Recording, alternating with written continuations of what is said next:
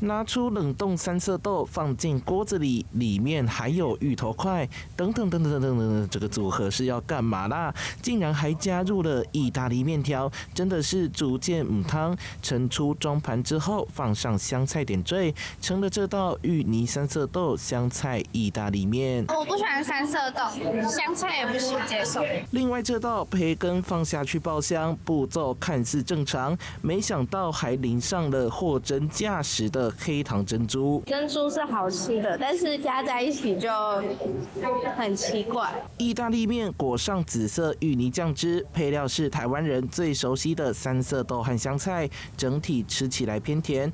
珍奶培根的珍珠是採用阿薩姆紅茶熬煮，一名美食部落客在社群上分享這兩盤神奇的組合，引發網友討論。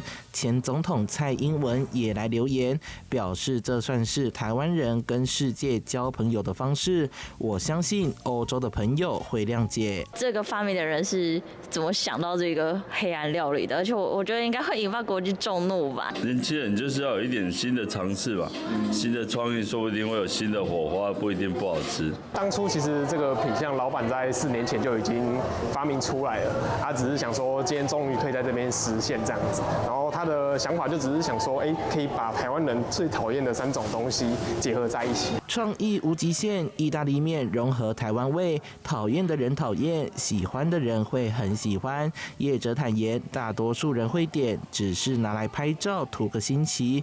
至於有沒有勇者能夠吃完，等你來挑戰。記者台南綜合報道。